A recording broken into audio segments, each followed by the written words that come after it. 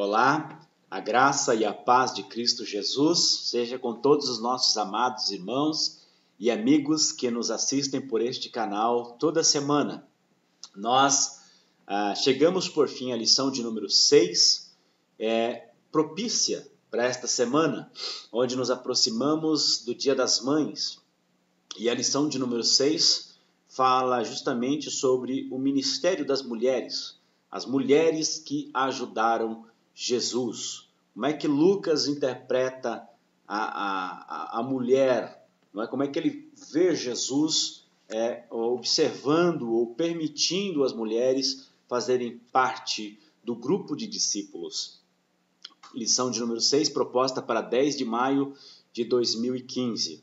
O textuário está em Lucas 8, versículos 2 e 3. E a leitura bíblica, na verdade, vai ser feita do versículos 1 ao 3. Apenas um versículo a mais além do textuário, que diz assim: Aconteceu depois disso que andava de cidade em cidade e de aldeia em aldeia, pregando e anunciando o evangelho do reino de Deus, e os 12 iam com ele. E também algumas mulheres que haviam sido curadas de espíritos malignos, de enfermidades, Maria, chamada Madalena, da qual saíram 7 demônios, e Joana, mulher de Cusá, procurador de Herodes, e Susana, e muitas outras que o serviam com as suas fazendas. Ora, o Lucas sempre observou essa aproximação de Jesus de forma como o judaísmo não permitia.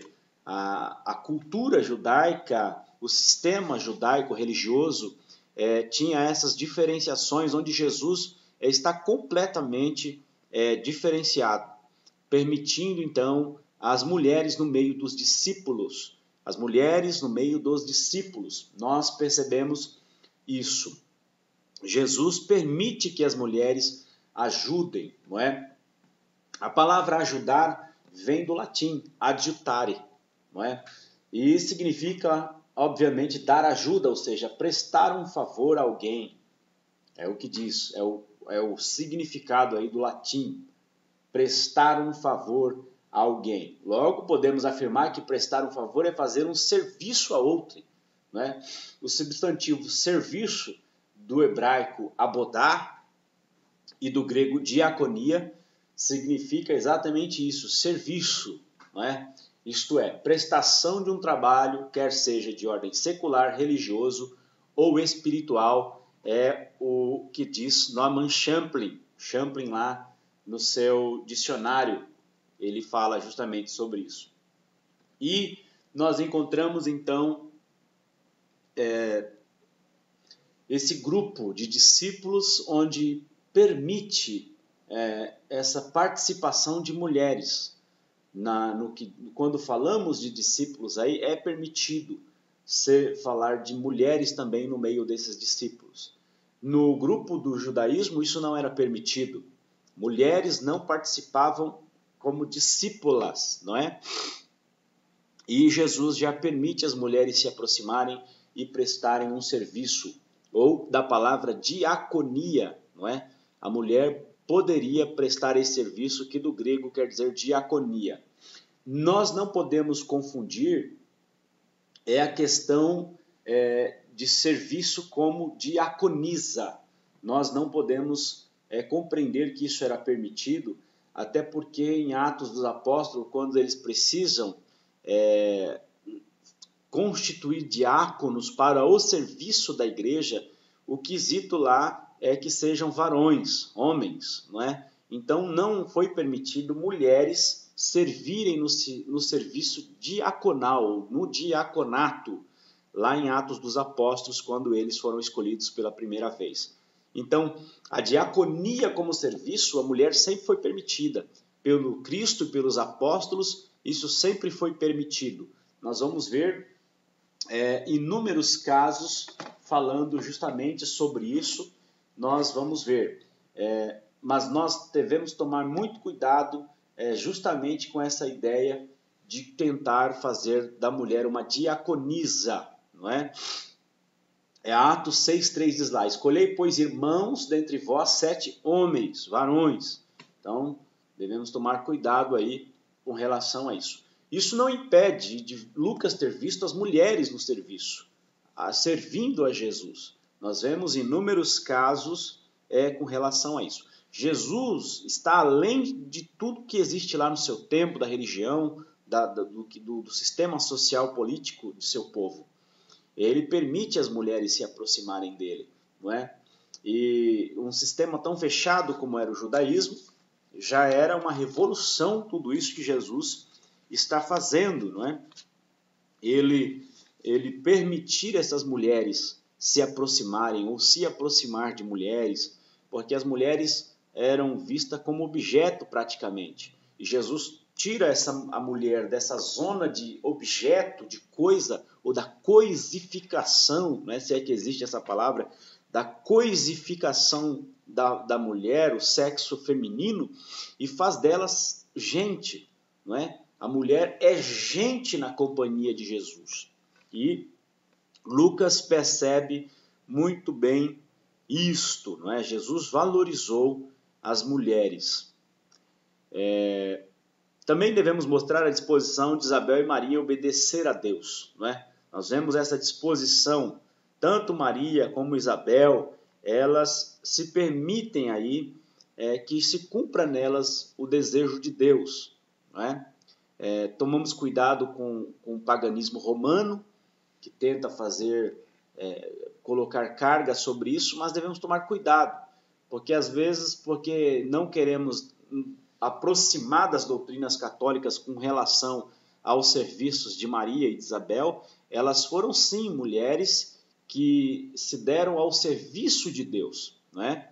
Elas se deram a isso. Uma interpretação correta dos textos é necessária para nós protestantes, que não aceitamos os exageros teológicos católicos com relação a Maria, que não estão na teologia, estão baseados na tradição, e a tradição não tem amparato, não tem amparo na teologia bíblica. Então, devemos tomar muito cuidado com isso daí. E a Isabel, que ela era mãe do precursor de Cristo, né? Mãe de João Batista, mãe do último profeta messiânico, e ela aceitou o plano de Deus para ela. Está aí no versículo 41 e 43 do capítulo 1, ela aceita isso. Então nós devemos também dissertar acerca da disposição das mulheres de servir Jesus.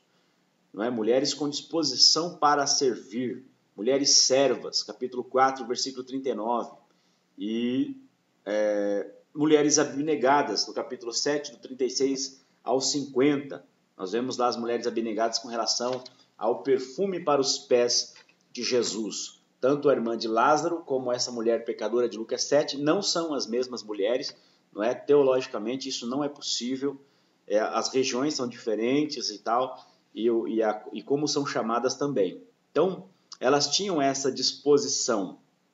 Devemos também ressaltar a generosidade das mulheres em ofertar a favor do ministério de Jesus, não é? Nós temos isso aí, essas mulheres com disposição para ofertar, eles tiveram isso. As mulheres ajudaram, dispuseram, não é, dos valores para o perfume e tal. E nós também devemos destacar que essas mulheres anônimas, não é?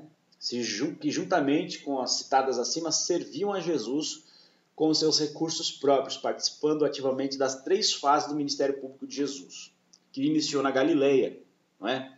O que nós encontramos? Lá em Lucas 8:3, muitas outras mulheres que o serviam com suas fazendas, incluindo no seu sepultamento as mulheres que juntamente o haviam seguido desde a Galileia.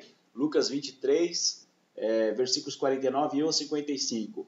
E continuando após a sua ascensão, que está lá, e perseveravam unanimemente em oração e súplica com as mulheres. Atos 1:14.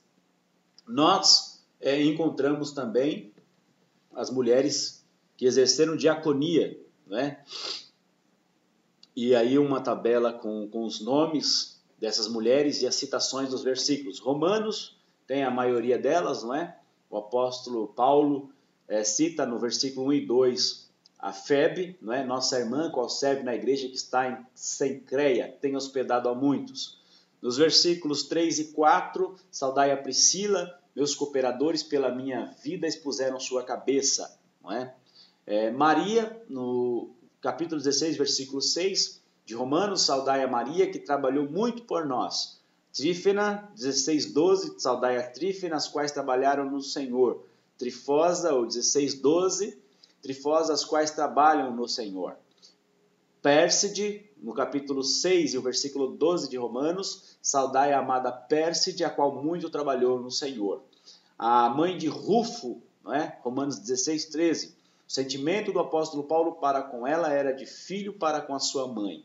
Júlia, no capítulo 16, no versículo 15, Júlia é citada em um grupo que Paulo chamou de santos. Evódia e Sintique, Efésios capítulo 4, versículos 2 e 3, mulheres que trabalharam comigo no Evangelho.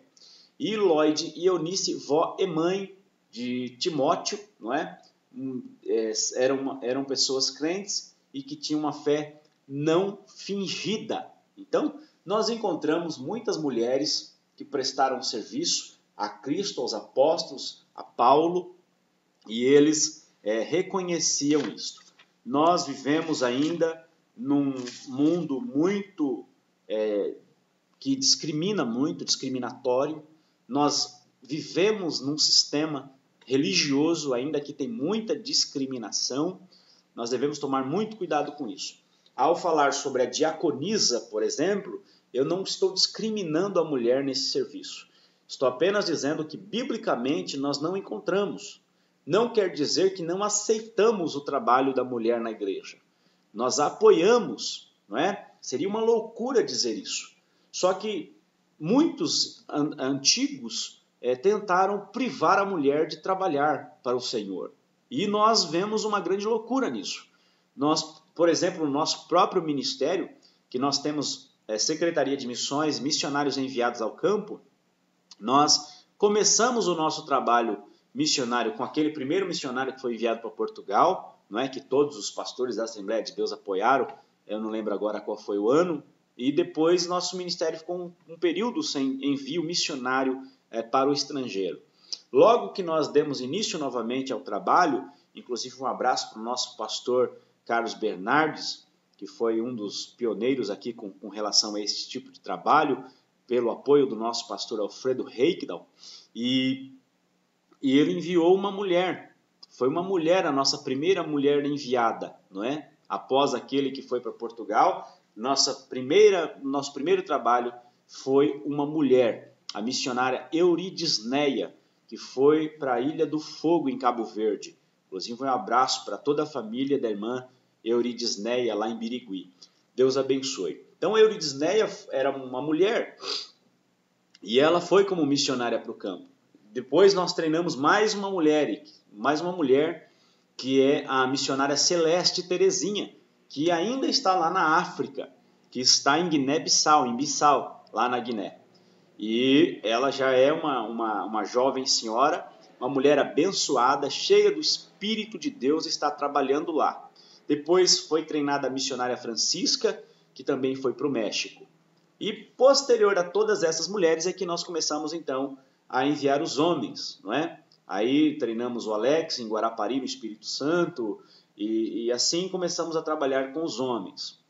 Mas lembrando, então, que nós temos exemplos nossos, que as mulheres servem ao Senhor como missionárias e estão no campo. Se nós formos ver, nós temos, com todas as frentes missionárias, as agências de missões, nós temos inúmeras missionárias trabalhando no campo. Mulheres que entregaram suas vidas no campo. A missionária Alzira, não é? É um exemplo, inúmeros exemplos.